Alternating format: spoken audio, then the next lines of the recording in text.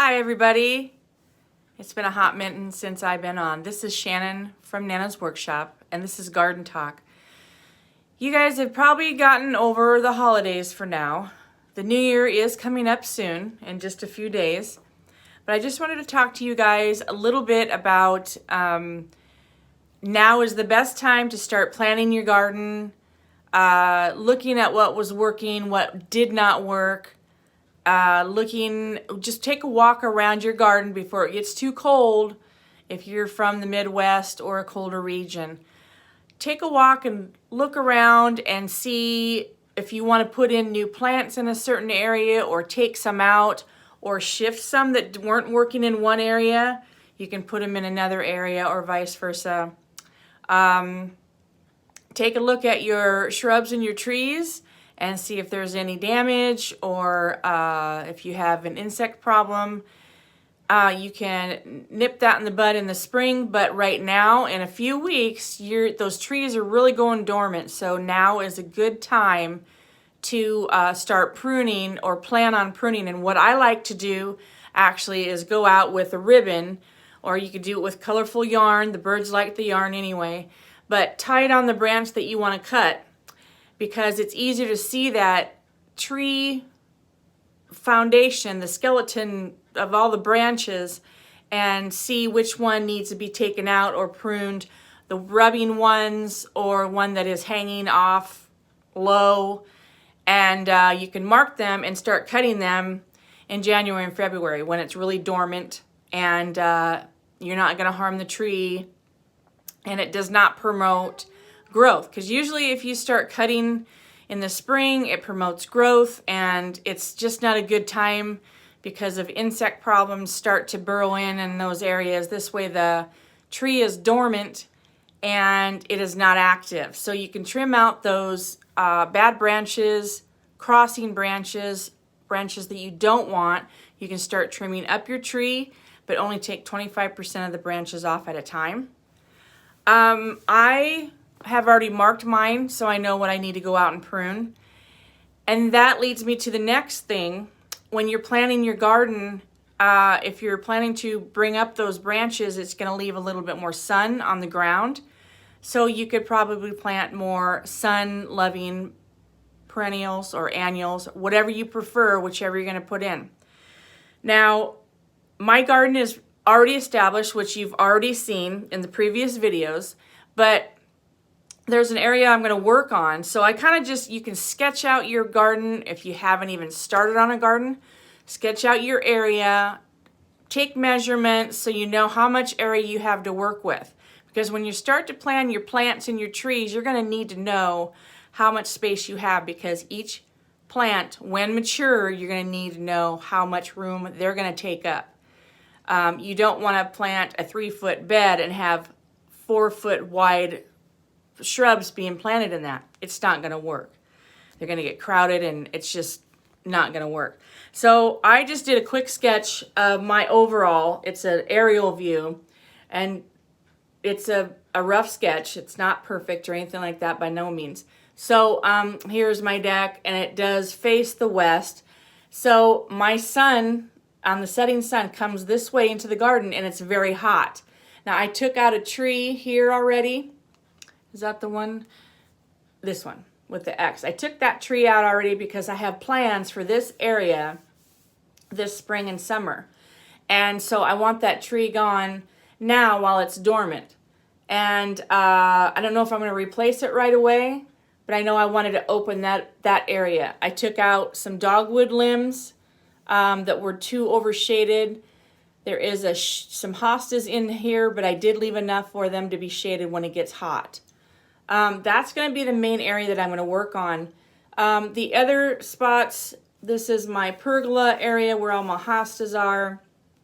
My bridge, this is where a lot of my sun plants are, as well as this garden bed. And my pond area, I need to clean out and trim out. There's a shrub, a sambuca black lace elderberry over there, and I need to trim that out, but I'm going to wait till spring for that. But I'm planning all this out now, so you can actually get a garden journal. This is just a small notebook, and sketch out your ideas and things that you want and measurements, and so you can go ahead and use these in spring when you're ready to start implementing all your plans. Another thing I like to do is go through garden magazines, and you can go through any of them that you want. Anything of your local, if you have them in grocery stores or magazine stands. I like to go through the regular garden magazines to see, sometimes they'll show you really neat layouts, you know, and you can get ideas. But when you see something, be sure to get the information on it and make sure that those plants in that picture will work in your area. But I mean, even a patio layout, you know, things like that. So you can get a lot of ideas from garden magazines.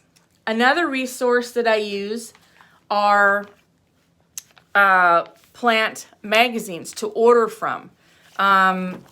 If you want a specific, unique plant that you see in a magazine, again, be sure that that will work in your zone and your area. Be sure you're knowledgeable about sun plants, shade plants, where they're going to be in your garden, how much room they're going to take up, your soil type. You don't want something in wet soil that loves hot, dry soil, for example, or vice versa. The main thing that I want to just really talk about is be sure that you're getting plants that are good for your zone. If you're buying plants, say I'm in the Midwest and it's cold here in the wintertime, and if I'm buying tropicals, they're not going to last over the winter. They're going to mold and rot. So I actually have to dig them up and bring them inside if I want to save them. Otherwise, I buy new ones the next year. 95% of my garden is perennials that are good for zone 4 or 5, and that's what I'm in. And so, but watch where your matured plants are too, height-wise, width-wise. You have to take all this into accountability to get a successful garden in the way you want it and beautiful. It doesn't happen overnight, but good planning and preparation helps so much. These are two sources that I use a lot, and you can order them online. Be sure just to Google your area and find out magazines, and library is a good source to find out what magazines come in your area and what plants work in your area. Just be very knowledgeable. I plan a lot from these magazines over the wintertime since, you know, that's your downtime. You have so much more time to plan all this out and do it correctly. Make side notes, draw out your garden and make side notes and look them plants up. Get all the knowledge about them plants. If it's not going to work, go to the next idea.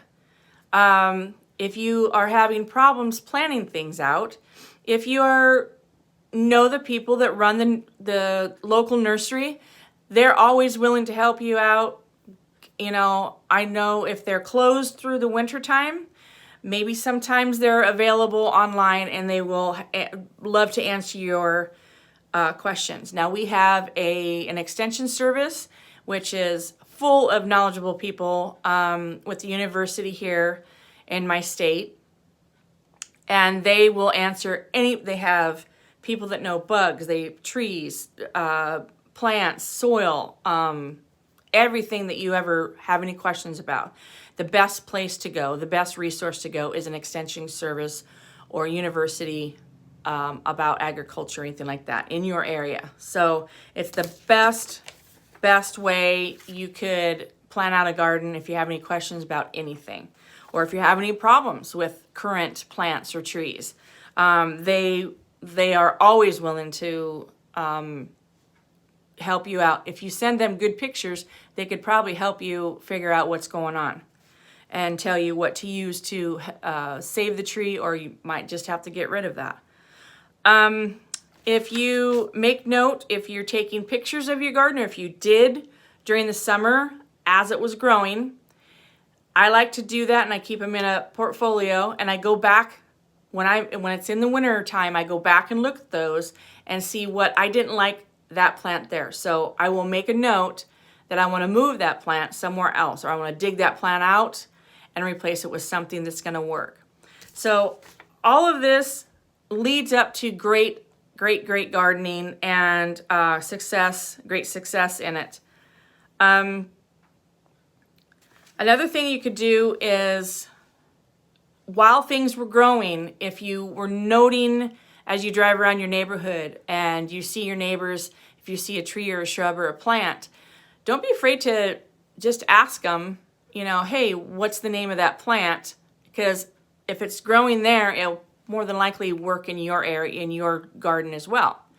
That's the best thing you could probably do, is pay attention to the things that are growing in your neighborhood.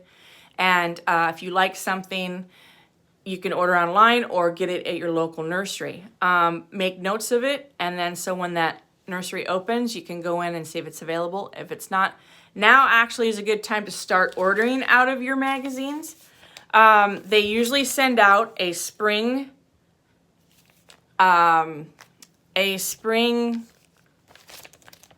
magazine pretty soon, so you can start ordering the ones that you want or making note of it, and they will get here. They don't send out any plants that is not going to be ready to be sent to you if it's still going to be cold and frost warnings and things like that. They're very good about sending them at the correct time so you can plant them.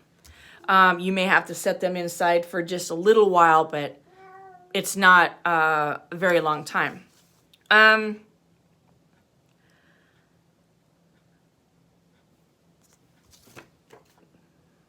Trying to read my notes.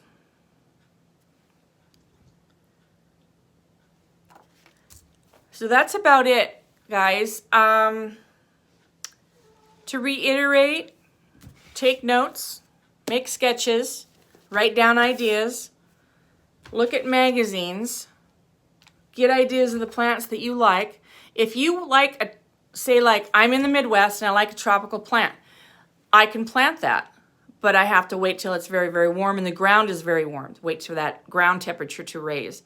But if you're not willing to dig that up every year and save it, then don't do something like that. It's a waste of time and a waste of money. It's up to you how involved you want to be in your garden. Perennials take care of themselves. You know, you plant them, you clean them out in the fall or spring. Some people wait. You can put your tulips in the fall and you have spring tulips. You can have your perennials, and then you can have your annual fillers. And that's basically how my garden is, just to fill holes where, you know, things have died back, or like your spring tulips will die back and there's going to be a hole there or something. But a lot of planning and preparation is going to get you to that point of a perfect garden and a beautiful garden. And there's a little bit of snow left out there today. We had a blizzard a few days ago, and it was actually looked beautiful after it was all done, after the wind was blowing, because the snow falls and lands on some of the plants that I left. And it leaves a very, very nice, it's still pretty to look at. Just the main thing is good planning and preparation. And cutting your trees now, that's coming up. So like I said, mark the branches that you want to get rid of or that are crossing and causing marks. Mark them with yarn or bright tape or something, and you can start cutting them. In my area, they say late December, early January, but I feel it's kind of been warm enough here yet. I'm going to wait. I did take out one tree, but it's okay. It was not the best tree. I think it had issues anyway. But I would, in my area, I'm going to wait until mid-January to start trimming any branches. But a lot of people will do it in the spring. Be careful if you have flowering trees. Do not trim them in the spring. Trim them when they're dormant now. If you have fall blooming trees, do not trim them right before they bloom. You're cutting all them blooms off and you're throwing that tree in shock. And so you're not going to get the pretty blooms. If they're fruit bearing, you know, just read up on your trees, be knowledgeable about the things that you put in your garden, and you'll have great success. So that is all for today. You guys, this is the last garden talk of the year, and I want to thank you so much for taking this journey with me.